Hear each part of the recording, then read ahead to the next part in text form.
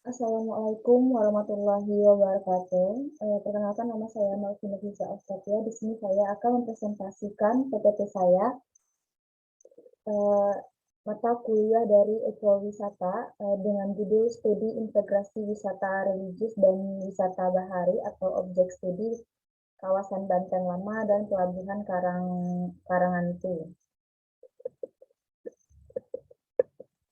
Pendahuluan, Kota Banten Lama dahulu kala pernah menjadi wilayah salah satu kesultanan paling berpengaruh di Indonesia pada abad ke-16.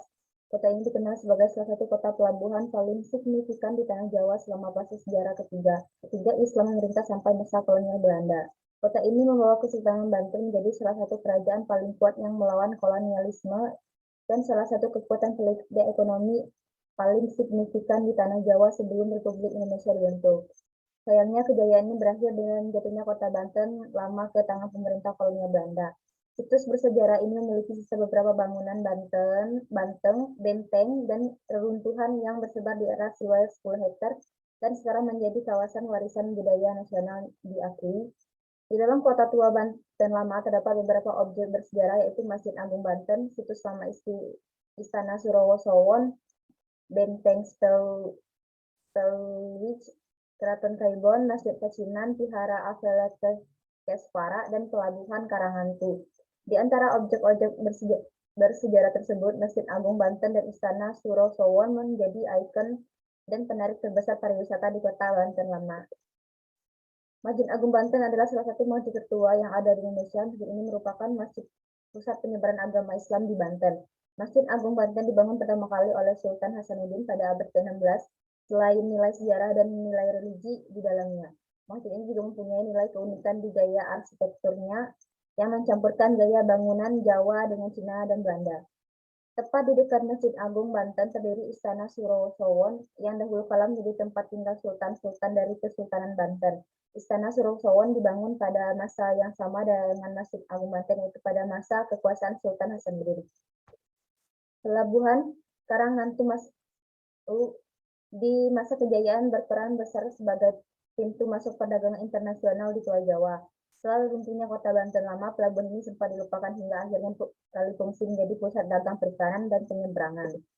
Pelabuhan Karangantu termasuk ke dalam program pemerintah Kota Serang dalam mengembangkan pariwisata cagar budaya di Kota Serang dan penataan kawasan cagar budaya Banten Lama dan kawasan monopolitan serta wisata bahari di Kota Serang. Dalam bentuk integrasi antar potensi wisata yang dimiliki tiap objek, yaitu potensi wisata religi yang dimiliki Masjid Agung Banten dan Istana Surowosan, dengan potensi wisata bahari yang dimiliki Pelabuhan Karangantu. Wisata religi, wisata keagamaan adalah jenis wisata yang erat kaitannya dengan wisatawan dan peziarah yang memiliki latar agama yang sama atau hal-hal pernah berhubungan dengan masa lalunya. Ini perbedaan wisata religi dan wisata umum. Dari elemen keimanan, wisata religi selalu terkandung harapan keimanan, sedangkan di wisata umum tidak dibutuhkan. Terus pertapaan, wisata religi mencari keutuhan iman, kalau wisata umum tidak dibutuhkan. Terus komunitas wisata religi memiliki rasa menyendiri, di wisata umum adanya rasa kebersamaan. Elemen ruang sakral, wisata religi seperti digunakan untuk menciptakan ruang sakral internal, wisata umum tidak ada. Penawaran nazar, wisata religi meninggalkan sebagian diri yang lalu, belajar merelakan mencari jalan hidup yang lebih baik, sedangkan wisata umum tidak ada. Elemen perayaan, wisata religi kemenangan atas diri sendiri merayakan untuk mengenang, wisata umum berpesta untuk melupakan diri. Terus elemen ketekunan, wisata religi munculnya rasa komitmen dan rasa bahwa ziarah tidak pernah berakhir hingga ajal datang, sedangkan wisata umum liburan akan berakhir. Wisata bahari. Definisi pariwisata bahari menurut Pandit 2003 adalah jenis pariwisata yang terkait dengan kegiatan olahraga air, lebih-lebih di pantai. Teluk atau lautan lepas seperti memancing, berlayar, menyelam sambil melakukan pemotretan, kompetisi sancar, mendayung, dan sebagainya. Analisis nilai sejarah. Nilai sejarah dilakukan berdasarkan hasil penelitian atau temuan terdahulu tentang sejarah kawasan Banten Lama dan Pelabuhan Karangantu sehingga dapat dilakukan penilaian historis yang dimilikinya. Analisis daya tarik wisata religius. Analisis potensi wisata religius dilakukan untuk mengetahui bagaimana kondisi wisata religi di Banten Lama dan seberapa besar daya tarik yang dihasilkan. dari wisata religi yang terhadap wisatawan yang berkunjung di Kota Serang. Kalau daya tarik wisata bahari dilakukan untuk mengetahui kondisi dan kesesuaian aktivitas wisata bahari di Pelabuhan Karangantu dan potensi daya tariknya untuk menjadi salah satu tujuan wisata di Kota Serang. Analisis integrasi wisata. Analisis ini digunakan untuk mengetahui faktor-faktor sesuai dalam mengembangkan pariwisata dengan mengintegrasikan daya tarik wisata Banten Lama dan daya tarik wisata Pelabuhan Karangantu. Analisis kebijakan.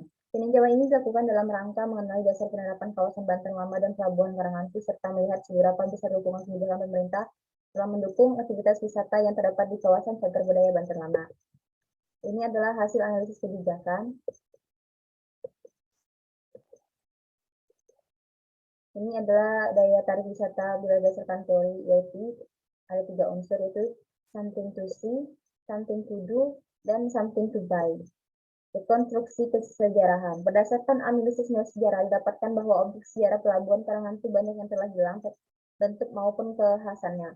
Padahal di puncak kejayaannya, pelabuhan ini menjadi tempat bertemunya berbagai etnis dan budaya baik lokal maupun internasional. Untuk meningkatkan daya tarik wisata, pelabuhan ini diperlukan adanya rekonstruksi kesejarahan di kawasan Pelabuhan Karangantu. Integrasi paket wisata. Di dalam integrasi ini, Pelabuhan Karangantu dipadukan dengan objek-objek wisata sejarah dan religi yang ada di kawasan Banten Lama. Letak Pelabuhan Karangantu yang dekat dengan pintu masuk kawasan cagar budaya Banten Lama dan banyak tempat makan hidangan laut cocok untuk menjadi tempat istirahat dan piknik wisatawan sebelum pulang kembali ke tempat tinggalnya. Kesimpulan, berdasarkan kondisi existing, terdapat potensi masalah di kawasan cagar budaya Banten Lama, yaitu ketimpangan pembangunan antara kompleks Masjid Agung dan Pelabuhan Karangantu. Fasilitas akomodasi pariwisata belum disediakan dan pengembangan fasilitas pendukung pariwisata tidak merata. Dan aksesibilitas antar objek wisata yang sulit, lokasi Karangantu yang terletak 2,6 km dari kompleks Masjid Agung ditambah dengan ketiadaan moda transportasi umum membuat kedua objek wisata ini tidak terhubung dengan baik. Sehingga untuk menghubungkan kedua objek ini dibutuhkan daya tarik yang kuat dari Pelabuhan Karangantu dan aksesibilitas yang baik antar kedua objek wisata. Dari penelitian ini ditemukan strategi integrasi Pelabuhan Karangantu dengan objek wisata religi di kompleks Masjid Agung, yaitu integrasi aksesibilitas, rekonstruksi sejarah Pelabuhan Karangantu, pengembangan Pelabuhan Karangantu sebagai gerbang wisata baru, dan integrasi paket wisata. Sekian dari hasil PPT saya. Jika ada kata saya salah, saya mohon maaf. Saya akhiri. Wassalamualaikum warahmatullahi wabarakatuh.